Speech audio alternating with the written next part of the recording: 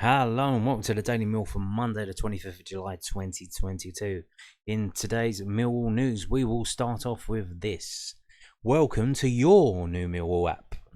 They now have a Millwall app, which takes over from the EFL app if you used that last time, but it's a bit more than that because it's mostly news about Millwall. It's basically a version of the website, the Millwall official website, where this story is from, millwallfc.co.uk, and it's just a streamlined, slimmer version. So there you go. The brand new Millwall app is now live. Grab your direct access to all things Millwall, whether it be the latest news, interviews, highlights, and much, much more. Your access to the club you love has never been easier, and now you can be sure you are kept up to date with the lines wherever you are in the world. Users wishing to subscribe to audio packages or more need to do so via Millwall FC using a web browser on their mobile phone or computer. What?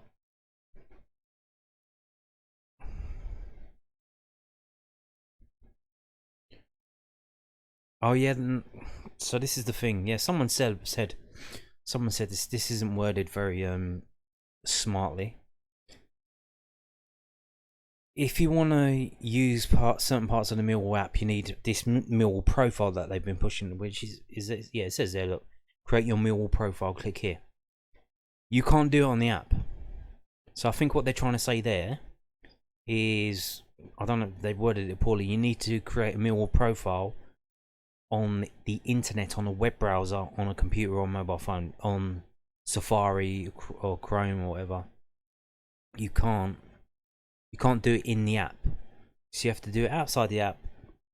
And then once you've got your Millwall profile, you can use those login details to log in via the app, and then you'll get the full package. And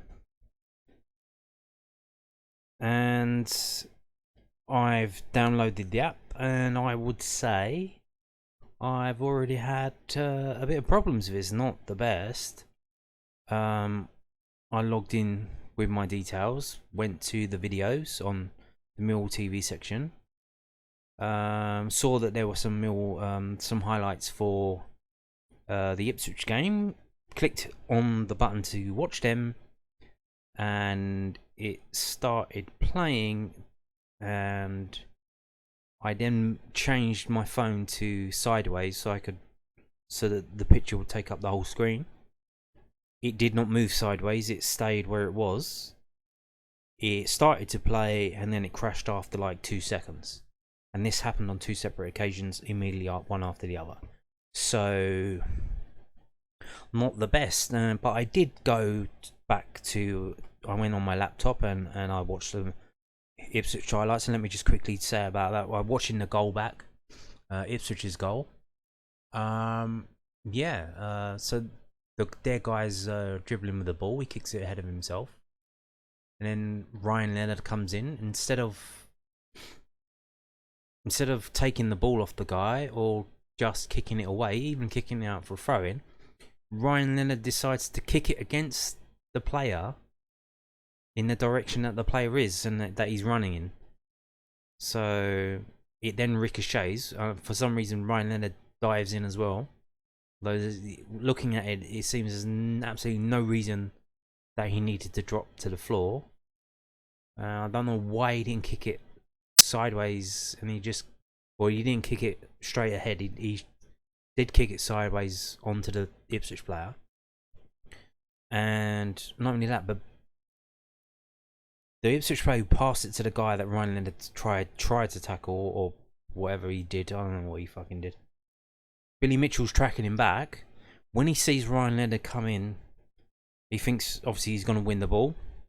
He's going to kick the ball away. So Billy Mitchell stops tracking the guy back. He just stops. But then it's like, after it hits, Ryan Leonard kicks it on the guy and it goes towards our goal. It's game on again because Billy Mitchell stops and stops tracking the guy back. But that guy's still running. Ipswich is number 11. He's running into the corner. So the knock-on effect that has is Hutchison is like, he's stuck between Ladapo in the middle or going out wide for this number 11. And then once he's hums and ahs, Adapo gets the space to get the touch and then get the goal. And so, not the best of football by Millwall for that Ipswich goal. So hopefully they've looked at the video, because if a moron like me can see what went wrong, yeah. So I think it probably just suggests why Danny McNamara is Danny McNamara. So I don't think that goal would have been conceded with him there. Like literally, what are you kicking the ball away, or are you diving in? What are you doing? Why did Ryan Leonard do that? I literally have no idea. And the fact that they're trying to make use of him as either as the right wing back, as the right-sided centre back. So he's a central midfielder, but there's no space for him there. And they're just trying to like, oh, well, you can play here. Well, yeah, but he doesn't seem to be very good at it. And that's another thing that we've seen during pre-season. Like Rowett's, because we've got a very small squad compared to other teams. He wants players who can play here, but also play there. So what we end up now is we end up with a team that's basically jack of all trades and masters of none. And when you see, well, the players in our squad that are performing well, who are actually pretty good. Biakowski, why is that? He's a goalkeeper. That's all he does. That's all you need to do, be a goalkeeper. Afobe, what is he? He's a point man striker. That's all he does, really. Sometimes he does play out wide on the left last season, but so far in pre-season he's been the point man. He scored quite a few goals in pre-season. So you know what I'm saying? Like the players who play in only one position, they're doing it well. Whereas all these other ones are like, oh, you play here but also play here. They're like, they're not excelling because they have to diversify their talent. It's not really working. So hopefully we can get to a squad where players know where they're playing and know what their position in the hierarchy of Millwall Football Club is, and we can move forward with a strong team and a strong backup of a bench that knows what they're doing. So moving on now to, so we've got the app, we've got Millwall TV, we now have Millwall TV Plus. So what is this? It seems like it's more money that you need to shell out if you want the full Millwall package. So falling on the heels of, like I said the other day, in terms of streaming services, you got your Disney Pluses and all this other stuff, and when it was all on cable or Sky, you paid your money. It was easy. Now they want you to pay for this and then pay for that, and they've broken it down. It's costing you as the consumer more and more money, and it seems that's what we've got here now. So this is also from millwallfc.co.uk. Welcome to Millwall TV Plus, your new home for video content covering all things Lions. Get exclusive access to all Millwall content through the lens of our camera. There are two packages on offer: a monthly subscription for just £5 a month, or an annual subscription for £50. Sign up for the latter and receive 2 months free. Okay. Experience interviews, behind the scenes videos, full match replays, wall talk and much more. Your Millwall TV Plus subscription unlocks plenty of unique content, with monthly giveaways to those who sign up. Videos will be available to watch on millwallfc.co.uk and on the club's brand new app. You must have a Millwall profile to purchase a Millwall TV Plus subscription. Please note this subscription will renew automatically unless you cancel your agreement. The subscription is separate to the Millwall TV audio or video subscriptions already available. So this is separate from, obviously I'm a UK based person, so I paid £45 for the audio one, and I'll have to pay monthly for I'll have to pay game by game for any games that are shown on Millwall TV that are allowed to be shown in the UK. I assume it's £10 Did they say it was £10 yet? I don't know. That probably might be more now. Obviously, if you're abroad, you can pay, what was it, 140 or 170, depending on when you do it, and you can get the a lot, basically every game, unless it's being shown on a TV station in your country. So good for you if you live abroad. But then, yeah, so this is on top of that. So for me, paying my £45 for the commentaries that I now have to pay £50 to get this stuff. Now, so compared to last season on iFollow, I think it was like 60 quid or something. For the live audios, and you got the highlights and you got the full match. So it's saying in here full match replays. But right now, I can get the full match replays on all of the friendlies so far, just by having the basic Millwall profile. They're just giving it away for free for that. So it seems that that's not going to be the same. You're going to have to pay extra for that. So 50 quid if you want a full match replay, which is a day later, which I suppose I don't know. Sometimes it's useful to watch the full match replays, especially if you had a good result and a good win and you wanted to actually watch. Or if you're, I don't know, if you're online and you go on the chat rooms or you go on Twitter and people are saying, this geezer had a good game. Oh, no, he didn't. He was shit. And then you, well, what actually did happen? And then you watch it and you're like, oh, okay. I've seen it for myself now. I can make my own mind up. So it's going to cost £95 for the year to have the pretty much full, for a UK person, a full online Millwall experience from Millwall. If you are abroad, it's going to cost 190 or 230. So again, but what's happening with recast? Is that not a thing now? Now, the reaction to recast from the Millwall fans was visceral, absolutely scathing. I don't think they understood the model. Beg me if you're wrong. You basically, you watch ads, you get credits, you use the credits to pay to watch videos. Now there are ways you can grind out watching the videos. It's not everyone's cup of tea, but if you can't afford to pay the 50 quid, if you can't afford to pay the 95 quid, if you're unemployed, if you're a kid, you don't make this much money, and you don't want to go and ask your parents because you know they're struggling, then recast was good for you. So are the clubs still going to be using recast? Because they seem to have dialed back on it, which is a shame, because if you are in that situation where you can't spend this money and you do have the capacity to grind out the adverts and watch the adverts because you don't care, because you'll just watch it with the sound down or whatever, or you'll just press the button to watch the advert and then wait for the cross to come on so you can press that and it'll go away and you'll get paid out the credit.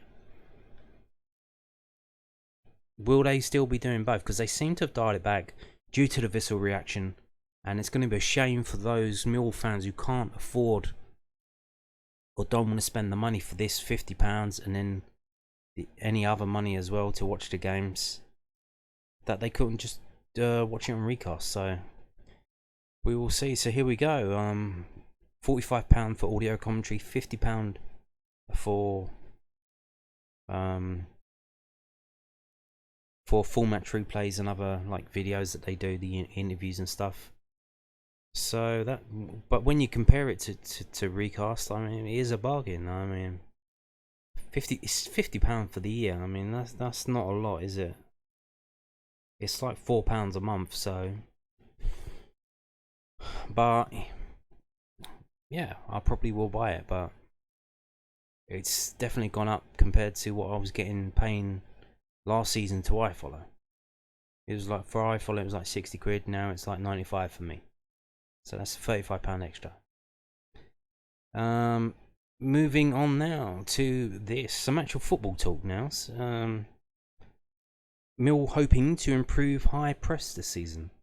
This is from news@den.co.uk. Millwall aren't known for being a high pressing side.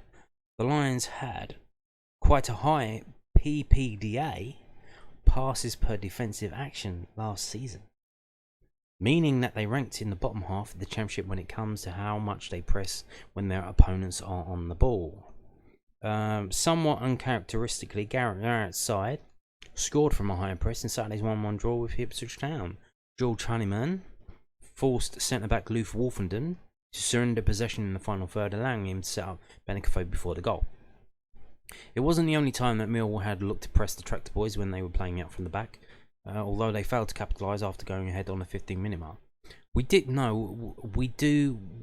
that quite often. These dopey teams, Reading came to mind, where they pass it out from the back because they saw Pep Guardiola do it. And they don't kick long balls long anymore because I don't know, it's a waste of time or effort. I don't know. But that's fine and dandy if you can play football and you're good at keeping possession of the ball. If you're not, then playing that way is absolutely stupid. It's kind of retarded, as we saw when they gave away that goal.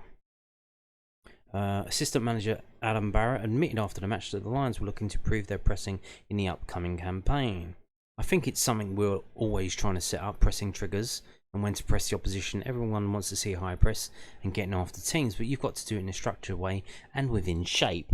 We've got a lot of energy in there. George Honeyman coming in, Jamie Shackleton coming in, Zion Fleming coming in. We've got a lot of mobility in there with the likes of Billy Mitchell, George Saville and George Evans. It's definitely an area that we feel we can be even better at this year. It was nice to see it today, but as I said, you've got to do it from within a good solid base and a structure. Otherwise, you can get played around and opened up. It's definitely something that's a positive for us. So high pressing this season. Good stuff. Let's do it. Let's do it.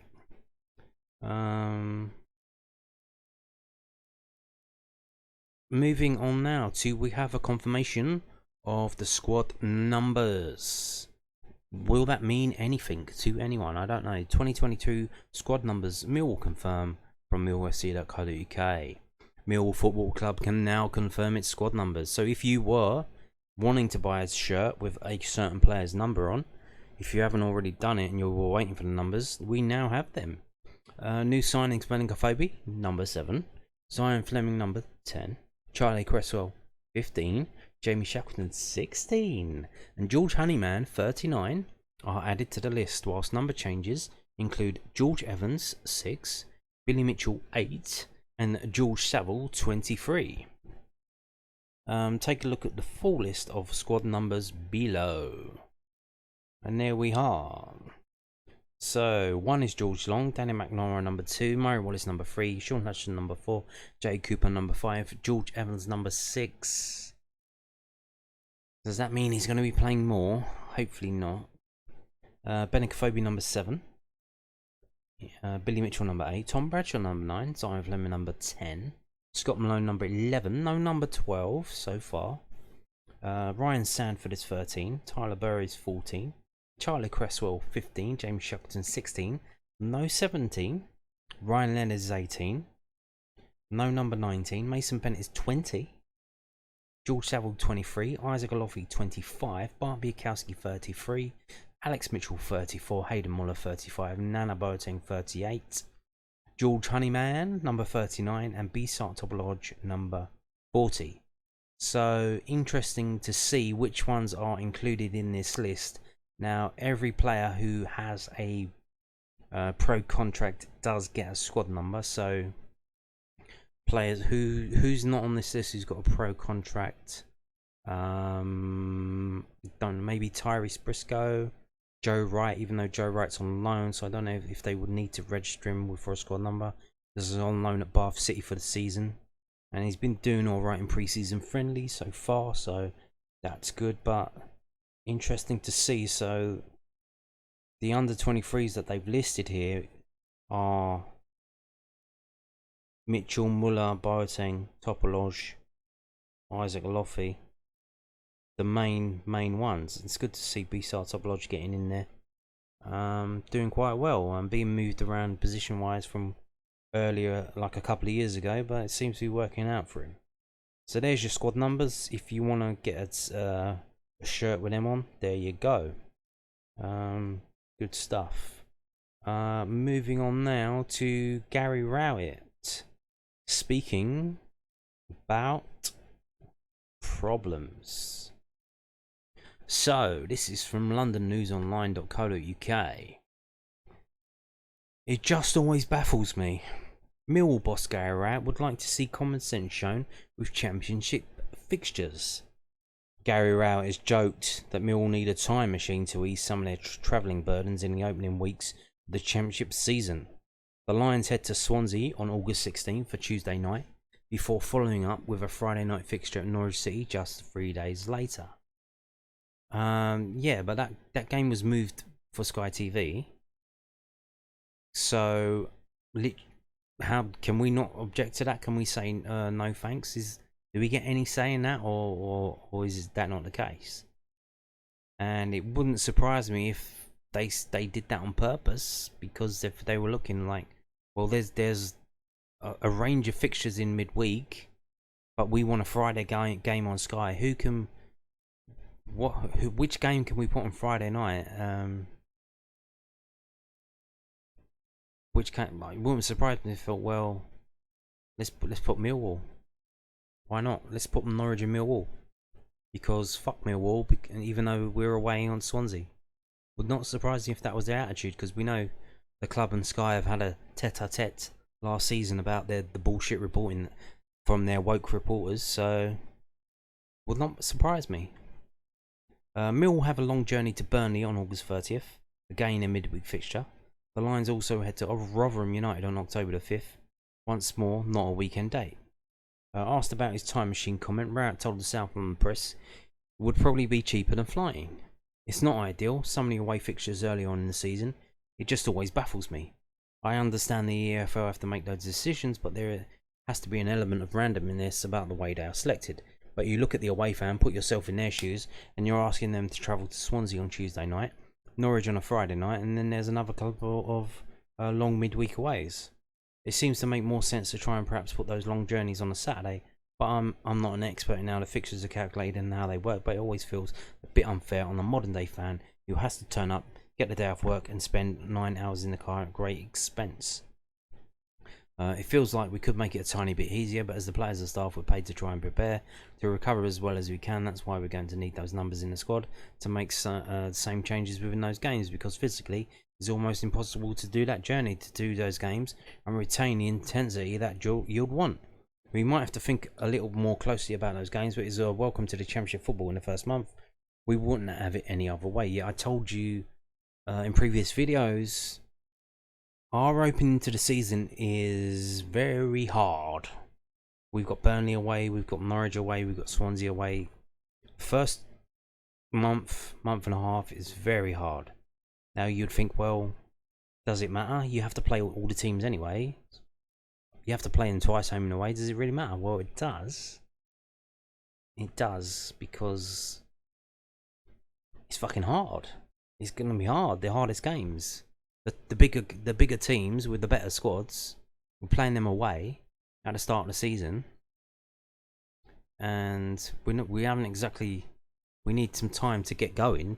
We haven't done that in pre-season. We haven't figured a few things out. We need some time to get going and get things running.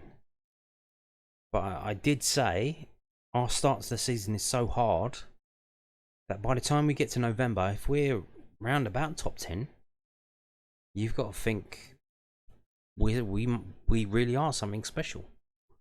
We really are, because that was so hard that if we manage to get top 10 by the World Cup break, then we can do well for the rest of the season, because it gets easier after that. Mill's EFL Cup tie at Cambridge United has been moved forward to August the 2nd.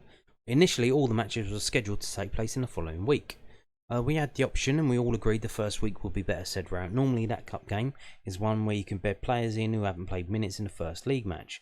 It didn't seem to make a lot of sense to have a free week leading up to the first match and then another week leading up to the second match. We're quite happy to play a cup game in there and get some minutes in, try to build some momentum and give players an opportunity.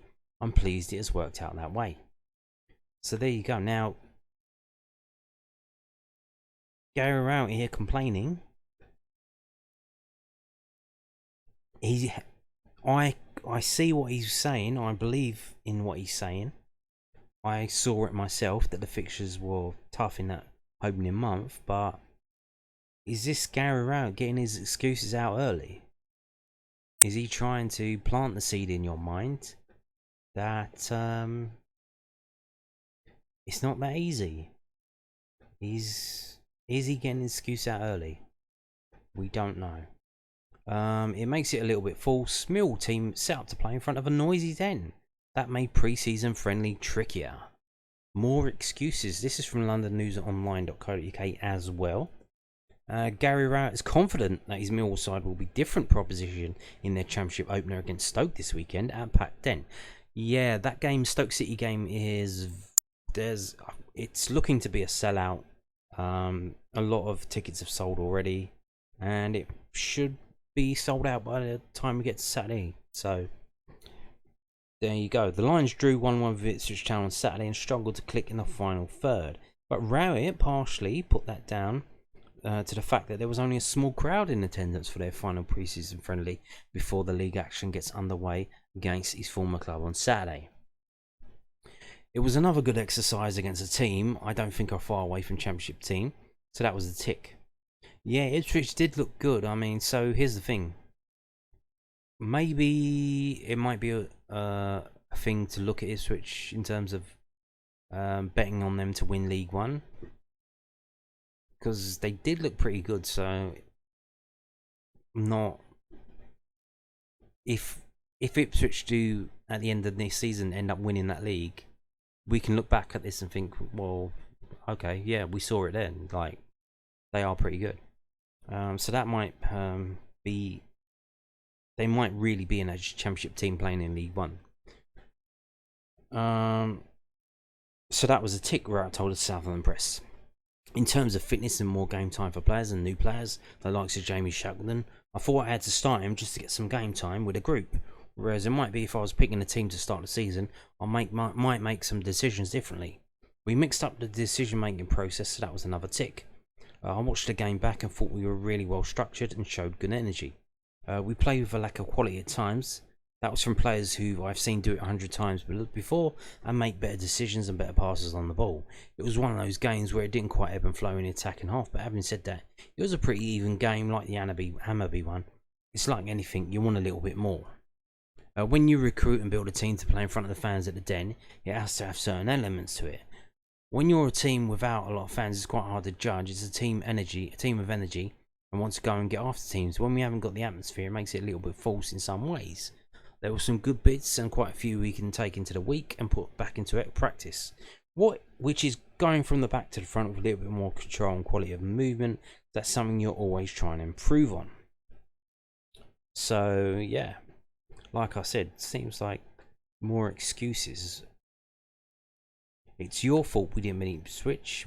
Or why we didn't play well against Ipswich and why we didn't beat them. It's your fault because you didn't go to the game. So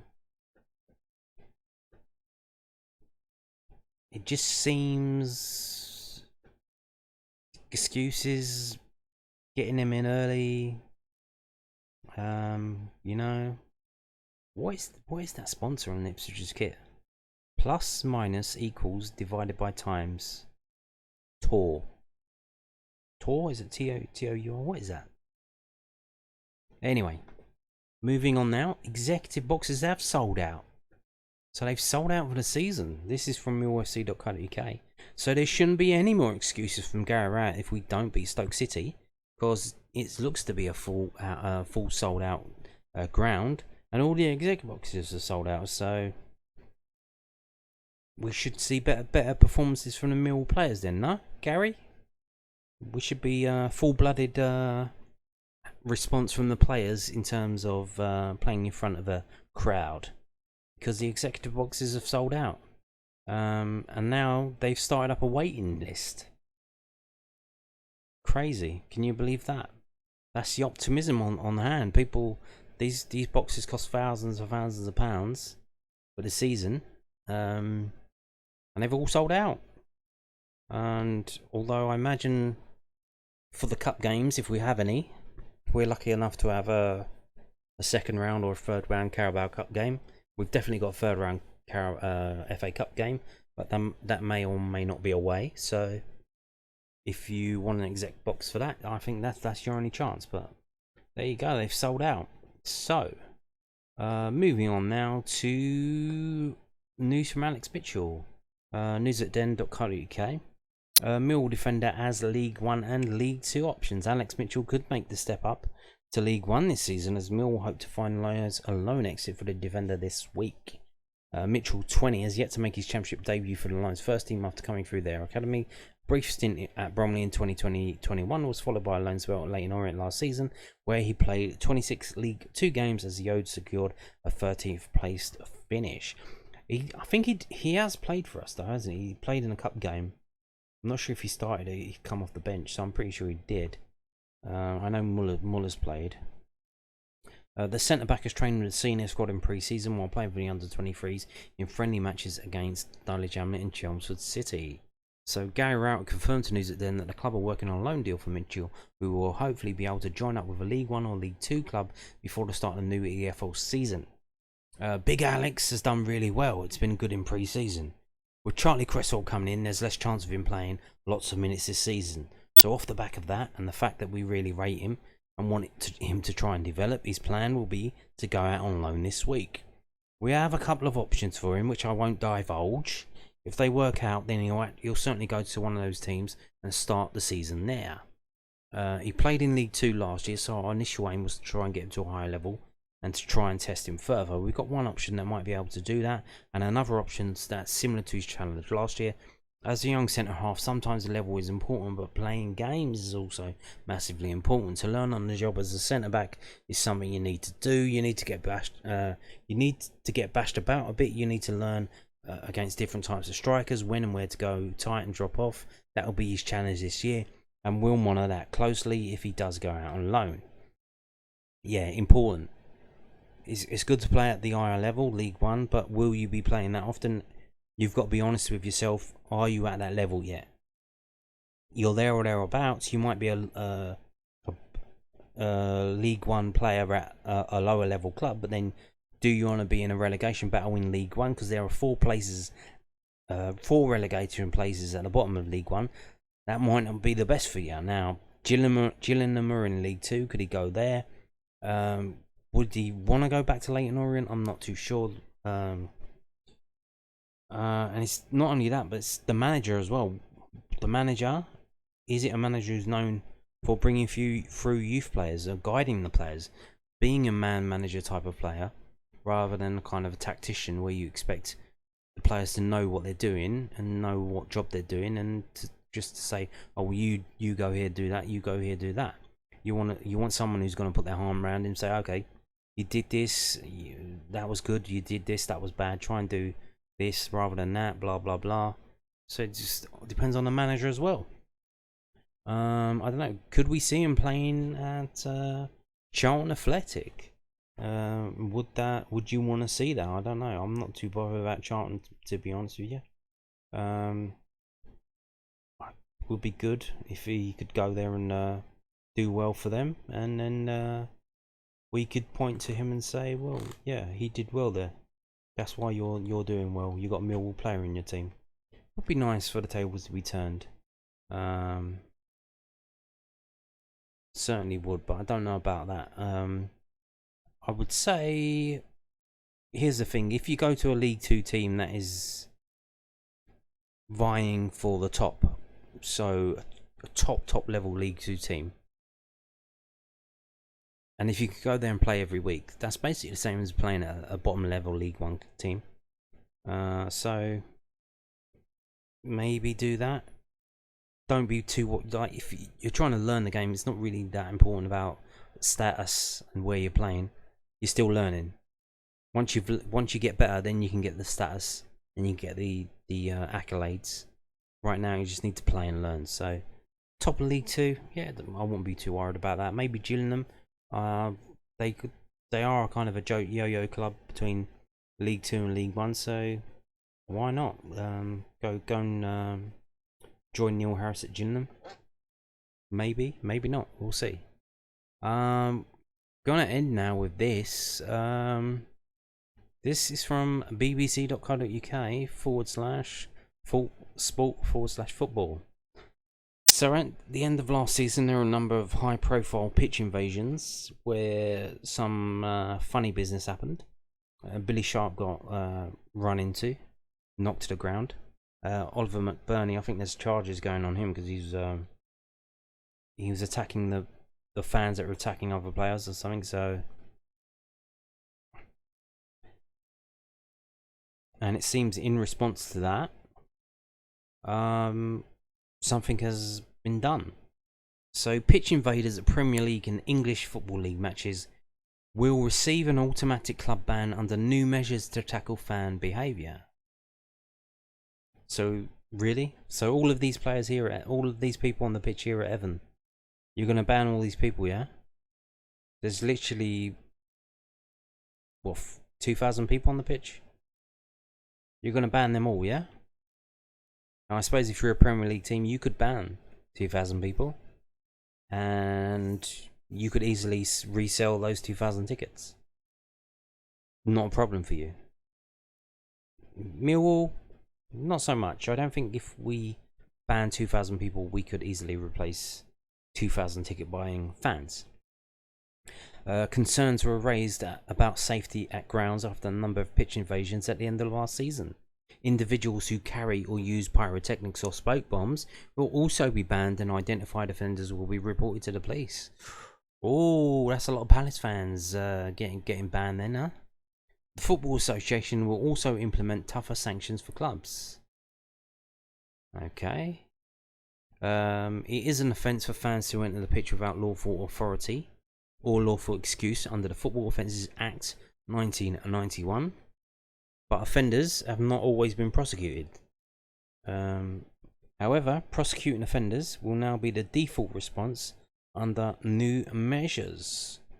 The leagues and the FA will work with clubs to improve searches of individuals, increase the use of sniffer dogs at grounds, work with social media platforms to quickly remove fan-generated videos of illegal behaviour, ask the government to restrict the supply of pyrotechnics and smoke bombs,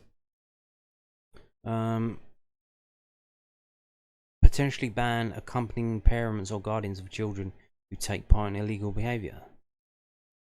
So, as we saw at the end of the Punitive game at the end of last season, if you go down and throw your kid over the barrier and say get on the pitch and run around a bit and then come back, they're going to take action against you. You, sir, you will be banned. The Premier League, EFL and FA will also work with police forces to establish a new principle for cases relating to pyrotechnics and smoke bombs. So let me just come back a bit and say work with social media platforms to quickly remove fan-generated videos of illegal behaviour. How's that work? If I film something, I have the copyright to it. So I have the rights to that video, and you see it all the time when someone puts something, when something happens, maybe not at a football game, but like if there's a fire or there's some criminal incident, someone films it, they put it on Twitter, and then you get loads. Oh, can we use the footage? Like I work for the Daily Mail. Is it okay if we use the footage? I work for the Sun. Is it alright if we use the footage? Yeah, because that person owns the copyright to that footage. I think on Twitter that's the way. On some other things, if you post it up, the website that you posted on owns the footage. They have the copyright. You have to read the terms and conditions, so they can just take it because they've paid Facebook to, or I don't know if it's Facebook. There's some thing that they can take it. So how are they going to do that? Like, in that case, what you would do if you film something at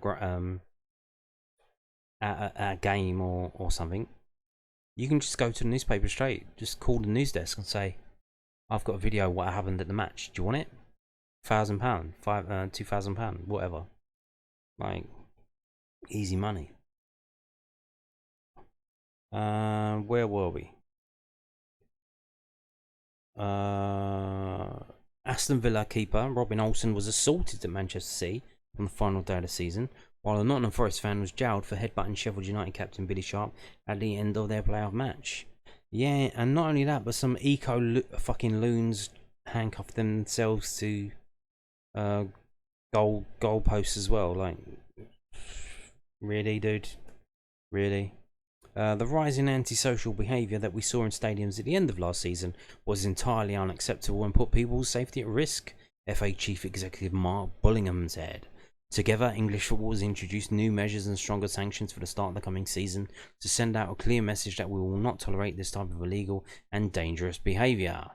It is the responsibility of everyone in the game, including governing bodies, clubs and players, coaches and fans, to ensure that we all play our part in protecting our game and each other.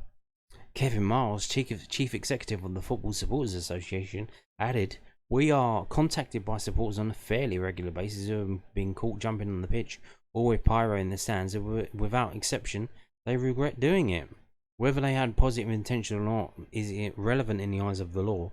Pyro and pitch incursions are illegal, and you will be prosecuted and you will be banned by your club." So what does this mean?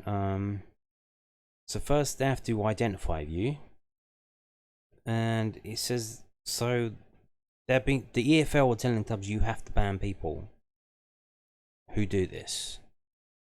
So if you're a club and you don't really want to ban your supporters because they pay you money, they don't pay the EFL money. Millwall fans don't pay EFL fucking penny.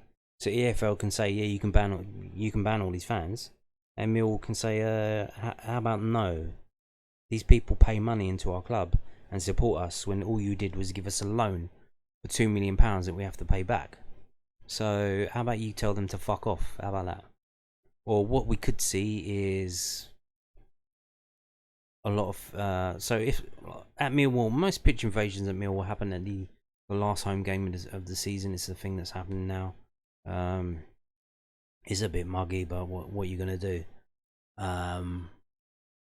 So what the club could do is, we've identified all these people and we're informing them that they're banned from the first friendly of next season. And seeing as is that the first friendly or the first home friendly?